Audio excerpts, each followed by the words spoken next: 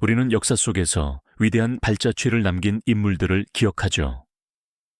특히 조선 왕조를 이야기할 때 세종대왕과 이순신 장군은 마치 밤하늘을 수놓은 두 개의 찬란한 별처럼 빛나는 존재들입니다.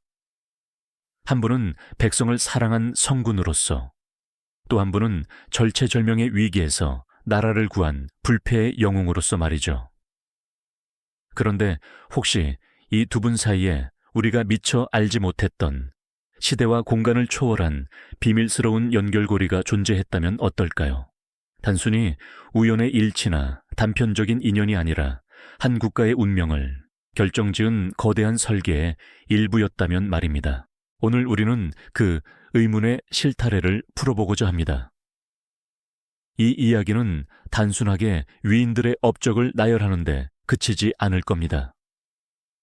오히려 그들의 삶과 시대가 어떻게 서로에게 영향을 미치고 결국 조선이라는 나라가 수많은 풍파 속에서도 굳건히 존립할 수 있었는지, 그 숨겨진 진실을 끈질기게 추적하는 흥미진진한 여정이 될 겁니다. 마치 거대한 역사화 속에서 우리가 미처 발견하지 못했던 퍼즐 조각들을 하나하나 맞춰가는 듯한 짜릿한 경험을 선사해 드릴 테니 과연 그 진실이 무엇일지 마지막까지 함께해 주시길 바랍니다. 자, 그럼 시간의 문을 열어 위대한 조선의 시작으로 거슬러 올라가 볼까요? 그 중심에는 바로 세종대왕이 계셨습니다. 흔히 우리는 세종대왕을 한글을 창제하고 백성들의 삶을 풍요롭게 만든 성군으로 기억하죠. 하지만 그의 통치에는 단지 당대의 번영만을 추구한 것이 아니라 수십 년, 아니 수백 년 후에 미래까지 내다본 심오한 국가 생존 설계가 담겨 있었다는 사실을 아십니까? 그의 지혜로운 눈은 먼 미래의 위협까지도 꿰뚫어 보고 있었던 겁니다. 세종대왕은 백성들이 굶주리지 않고 평화롭게 살 수 있도록 하기 위해 가장 먼저 과학기술의 발전에 온 힘을 쏟으셨습니다. 궁궐 한편에서는 학자들이 밤늦도록 책을 들여다보고, 또 다른 한편에서는 장인들이 땀 흘려 새로운 기구들을 만들어내던 풍경이 펼쳐졌죠. 농사의 효율을 높여 백성들의 삶을 윤택하게 해줄 치국이, 그리고 하늘의 움직임을 정확히 파악하여 시간을 읽고 미래를 예측하게 해준 혼천에 같은 발명품들은 단순한 과학기구를 넘어 국가의 근간을 다지는 지혜로운 투자의 상징과도 같았습니다. 이는 곧 백성들의 삶을 안정시키고 나라의 식량 안보를 튼튼히 하는 가장 기본적인 설계였죠. 이처럼 세종대왕은 민생 안정을 통해 국가의 기초를 다지는 데 주력하셨습니다. 동시에 세종대왕은 보이지 않는 위협에 대한 대비 역시 소홀히 하지 않으셨습니다. 평화로운 시대였지만 그는 언제든 닥쳐올 수 있는 외부의 침략에 대비해 국방력 강화를 게을리하지 않으셨죠. 화포와 같은 강력한 무기들을 끊임없이 연구하고 개발하도록 독려했으며, 심지어 훗날 임진왜란에서 맹활약할 거북선의 초기 형태에 대한 기록까지도 세종시대에 찾아볼 수 있습니다. 이는 단순히 당장의 국경 방어를 넘어 미래의 전쟁 양상까지 예측하며 준비했던 선구적인 안목의 결과라고 할 수 있습니다. 마치 씨앗을 심듯 미래의 안보를 위한 굳건한 토대를 미리미리 다져놓았던 것이죠. 또한 세종대왕은 인재 양성 시스템에도 지대한 관심을 기울이셨습니다. 집현전은 단순한 학문 연구기관이 아니었습니다. 젊고 유능한 학자들이 모여 밤낮으로 토론하고 연구하며 국가의 미래를 이끌어갈 지혜를 갈고 닦는 활기찬 배움의 전당이었죠. 이곳에서 육성된 인재들은 훗날 조선의 정치, 경제, 문화, 국방 등 모든 분야에서 핵심적인 역할을 수행하며 세종의 비전을 계승하고 발전시키는 중요한 동력이 되었습니다. 이는 마치 튼튼한 뿌리를 내릴 나무를 심듯 국가의 지속적인 성장을 위한 인적 자원이라는 강력한 기반을 마련한 것이었습니다.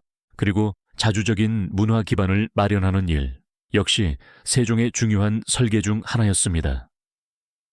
한글 창제를 통해 백성 누구나 쉽게 지식을 접하고 문화를 향유할 수 있도록 하셨고, 이는 곧 민족의 정체성을 확립하고 국가의 내부 결속을 다지는 강력한 힘이 되었습니다. 이 모든 것은 단순히 한 왕의 업적을 넘어 먼 훗날 조선이라는 나라가 어떤 위기 속에서도 스스로를 지켜낼 수 있도록 치밀하게 짜인 거대한 국가 생존 전략이었던 것입니다. 마치 견고한 성벽을 쌓아 올리듯 그는 미래의 도전들을 대비하며 조선의 기초를 굳건히 다졌던 것이죠. 이러한 세종대왕의 성우자적인 해안과 끊임없는 노력이 과연 훗날 어떤 모습으로 조선을 지켜내게 될까요? 그 궁금증을 안고 다음 이야기로 넘어가 보시죠. 세종대왕의 해안은 단순히 백성을 사랑하는 마음을 넘어 국가의 미래를 위한 치밀하고도 원대한 설계로 이어졌습니다. 마치 훗날의 거대한 건축물을 짓기 위해 가장 튼튼한 주춧돌을 놓고 견고한 기둥을 세우는 것처럼 그는 조선이라는 나라가 오랜 세월 어떠한 풍파 속에서도 굳건히 서 있을 수 있도록 그 기초를 다지고 핵심 역량을 키웠던 것이죠. 그 중에서도 특히 주목할 만한 부분이 바로 백성의 삶을 풍요롭게 하고 국가를 굳건히 지켜낼 방패가 되어줄 과학기술 발전과 국방력 강화라는 세종대왕의 선구적인 비전이었답니다. 농업 생산성을 획기적으로 높여 백성들의 배고픔을 덜어주었던 정교한 치국이 밤하늘의 별자리와 천체의 움직임을 오차없이 정확하게 관측하던 장엄한 혼천의 같은 발명품들은 단순히 편리함을 넘어 당시 세계 최고 수준에 달했던 조선의 과학기술 역량을 여실히 보여주는 증거였습니다. 이는 백성들의 삶의 질을 윤택하게 했을 뿐 아니라 국가의 지적 기반을 단단히 다지는 중요한 초석이 되었죠. 세종대왕은 백성들이 굶주리지 않고 안정된 삶을 누리게 하는 것이야말로 국가의 가장 근본적인 힘이라고 믿으셨던 겁니다. 하지만 그의 눈은 단순히 하늘과 땅, 그리고 백성들의 일상적인 삶만을 바라본 것이 아니었습니다. 멀리 바다 건너로부터 언제 닥쳐올지 모르는 위협까지 미리 내다보고 국방력 강화에도 전력을 다하셨습니다. 기존 화포의 성능을 획기적으로 개량하고 새로운 무기를 끊임없이 개발했으며 심지어는 훗날 임진왜란이라는 국가 존망의 위기 속에서 혁혁한 활약을 펼치게 될 거북선의 초기 모델까지도 세종시대에 이미 구상되고 연구되었답니다. 이는 당장의 평화에 안주하지 않고 수십 년, 아니 수백 년 후에 먼 미래에 닥쳐올 수 있는 안보 위협에 철저히 대비하는 놀라운 선견지명이라고 할 수 있겠죠. 마치 훗날 닥쳐올 것엔 폭풍우를 예상하고 미리 가장 튼튼한 방파제를 쌓아 올리는 것과 다름없었습니다. 이러한 과학기술과 국방 비전은 단기적인 성과를 넘어 조선이라는 나라의 지속적인 생존을 위한 원대하고 치밀한 국가 생존 설계의 핵심이었던 겁니다. 세종대왕은 백성들의 삶의 질을 높이는 동시에 그 삶을 외부 위협으로부터 굳건히 지켜낼 튼튼한 방패까지 빈틈없이 준비하셨던 것이죠. 하지만 모든 씨앗이 늘 풍요로운 수확을 약속하는 것은 아닙니다. 세종대왕이 그토록 공들여 심어놓은 위대한 씨앗들이 과연 훗날 어떤 모습으로 열매를 맺게 될까요? 안타깝게도 세종의 시대를 지나면서 조선은 한동안 경랑의 시대를 맞이하게 됩니다.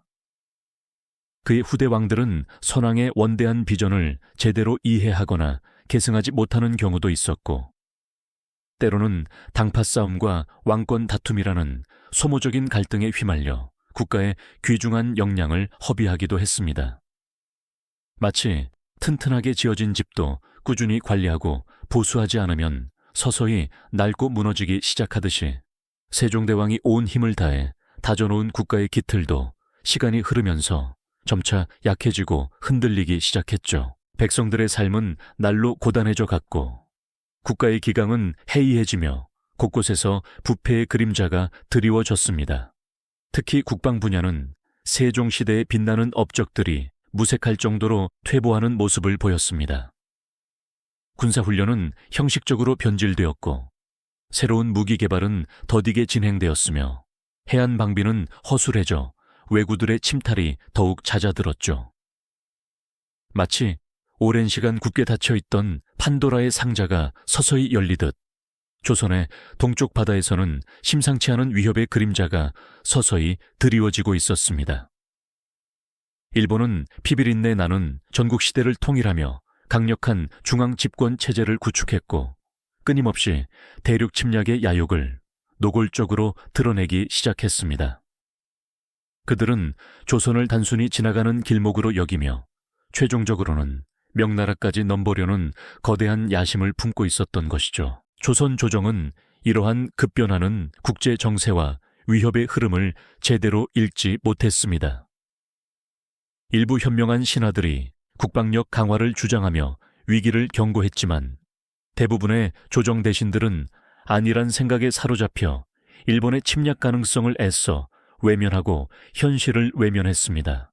흡사 거대한 쓰나미가 몰려오고 있는데도 해변에서 평화롭게 시간을 보내는 사람들처럼 조선은 임진왜란이라는 거대한 폭풍우가 코앞까지 닥쳐왔음에도 그 위험을 제대로 인지하지 못하고 안이하게 대처하고 있었던 겁니다.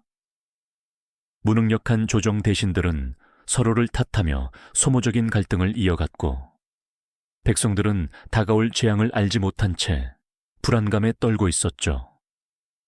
세종대왕이 수십 년 전에 그토록 염려하며 치밀하게 준비했던 것들이 하나둘씩 잊히고 방치되면서 조선은 이제 풍전등화와 같은 절체절명의 위기 속으로 빠져들고 있었습니다. 과연 이 거대한 위기를 누가 막아설 수 있을까요? 세종대왕이 꿈꾸었던 강건한 조선은 이대로 무너지고 말까요? 다가오는 거대한 폭풍 앞에서 조선의 운명은 과연 어떻게 될지 함께 지켜보시죠. 결국 조선은 그 거대한 폭풍을 피할 수 없었습니다. 1592년 마침내 일본군은 부산포에 상륙하며 대규모 침략을 감행했고 예상치 못했던 급습에 조선의 백성들은 만견자실하며 절망에 빠지고 말았죠. 그들은 파죽지세로 북상하며 한양을 향했고 미처 대비하지 못했던 조선군은 속수무책으로 무너져 내렸습니다. 마치 거대한 쓰나미가 모든 것을 쓸어버리듯 나라 전체가 혼돈과 비탄에 잠기기 시작했죠. 무능력한 조정은 제대로 된 대응조차 하지 못하고 우왕좌왕했으며 심지어 왕은 백성을 뒤로 한 채 피난길에 오르는 비극적인 상황까지 벌어졌습니다. 과연 이 나라는 이대로 끝나는 것일까요?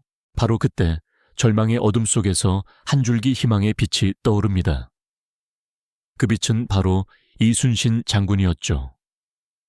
그는 전라좌수사라는 다소 한미한 직책에 있었지만 남다른 통찰력과 강인한 의지를 가진 특별한 인물이었습니다. 육지에서는 연전연패의 소식만이 들려오던 절체절명의 순간 바다에서는 기적 같은 승전보가 울려 퍼지기 시작했습니다. 옥포 해전을 시작으로 사천, 당포 그리고 역사적인 한산도 대첩에 이르기까지 이순신 장군은 연전연승을 거두며 일본 수군을 괴멸시키는 놀라운 업적을 달성하셨죠. 마치 거대한 바다의 수호신처럼 그는 풍전등화 같던 조선의 바다를 굳건히 지켜내며 백성들에게 희망을 선사했습니다. 하지만 과연 이 모든 승리가 단지 한 개인의 천재적인 능력만으로 가능했을까요? 결코 그렇지 않습니다. 이순신 장군의 눈부신 활약 뒤에는 수십 년 아니 100년 전부터 이어진 위대한 설계가 숨어 있었던 것입니다. 바로 세종대왕의 선구적인 비전과 치밀한 준비가 그 든든한 바탕에 깔려 있었던 것이죠. 이순신 장군이 전장에서 활용했던 거북선과 판옥선, 그리고 적을 압도했던 강력한 화포들은 사실 세종시대부터 꾸준히 연구되고 개발되어 온 조선 과학기술의 찬란한 결정체였습니다. 세종대왕은 이미 100년 전에 강력한 해군력과 첨단 무기의 중요성을 꿰뚫어 보시는 해안을 가지고 계셨습니다. 그는 외구의 끊임없는 침략에 대비하여 해상 방어의 중요성을 거듭 강조했고 거북선과 같은 특수 선박의 초기 형태를 구상하며 끊임없이 연구를 독려하셨죠. 또한 화포와 총통 등 화약 무기 개발에 아낌없이 투자하여 조선의 국방력을 한 단계 더 높은 수준으로 끌어올리셨습니다. 그의 시대에 이미 화약 제조 기술은 비약적으로 발전했으며 다양한 종류의 화포들이 실전 배치를 목표로 제작되고 있었던 상황이었죠. 이순신 장군은 바로 이러한 세종대왕의 지혜로운 씨앗을 물려받아 위기의 순간에 거대한 숲을 이루어 꽃피운 인물인 셈입니다. 그가 사용했던 견고한 판옥선은 세종시대부터 이어져 온 조선의 뛰어난 선박 건조 기술의 정수였고, 거북선은 세종이 꿈꾸었던 특수 선박의 개념을 이순신이 당대의 기술로 완벽하게 구현해낸 놀라운 결과물이었죠. 적을 압도하며 전세를 뒤바꾼 강력한 화포들 역시 세종시대부터 수많은 과학자와 장인들이 밤낮 없이 연구하며 발전시켜 온 피와 땀의 결과물이었던 겁니다. 이순신 장군은 단순히 이 무기들을 사용한 것을 넘어 그 안에 담긴 선조들의 깊은 지혜와 끊임없는 노력을 정확히 이해하고 최적의 전략으로 활용했던 것이죠. 바다에서 이순신의 통쾌한 승전보가 들려오자 육지에서 고통받던 백성들과 무기력했던 조정은 비로소 꺼져가던 희망을 다시 품게 되었습니다. 그는 단순한 한 명의 장군이 아니라 시대를 초월한 왕의 지혜와 연결된 조선을 구원할 운명적인 영웅이었던 겁니다. 임진왜란이라는 절체절명의 순간, 풍전등화 같던 조선의 운명을 기적처럼 뒤바꾼 이순신의 위대한 승리는 사실 100년 전 세종대왕의 선구적인 안목과 치밀한 준비가 있었기에 비로소 가능했던 일이었음을 우리는 깨닫게 됩니다. 이것은 단순히 한 인물의 영웅담을 넘어서는 훨씬 더 웅장한 이야기입니다. 세종대왕의 원대한 비전이 시간과 공간을 넘어 이순신이라는 위대한 인물을 통해 조선을 구원하는 역사적 기적으로 발현된 순간이었던 것이죠.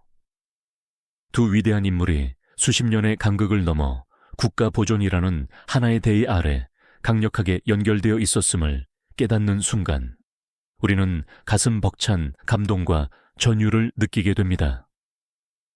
이는 단순한 우연의 일치가 아니라 한 왕의 깊은 해안이 후대의 영웅을 통해 완성되는 드라마틱한 진실인 겁니다. 세종대왕은 짧은 생을 살다 가셨지만 그의 지혜는 마치 깊은 땅속에 묻힌 씨앗처럼 오랜 시간 잠들어 있다가 가장 절박한 순간에 싹을 텄우고 거대한 숲을 이루어 조선을 굳건히 지켜냈습니다. 미래를 내다보는 해안과 장기적인 준비, 그리고 그 유산을 이어가는 책임감이 얼마나 중요한지를 역사는 이렇게 생생하게 증명하고 있는 것이죠. 한 국가의 진정한 힘은 당장의 화려한 성과가 아닌 보이지 않는 곳에서부터 차곡차곡 쌓아 올린 지혜와 준비에서 비롯된다는 깊은 메시지를 우리에게 전하고 있습니다. 세종의 씨앗이 이순신의 숲을 이루었듯 우리의 오늘이 다음 세대의 미래를 결정할 것입니다. 과거의 교훈은 현재 우리에게 깊은 울림을 주며 더 나은 미래를 향한 지혜로운 걸음을 늘 독려하고 있습니다. 이 영상이 도움이 되셨다면 좋아요와 구독 부탁드립니다. 여러분의 응원이 제게 큰 힘이 됩니다. 다음 영상에서도 더 유용한 정보를 공유하겠습니다. 감사합니다.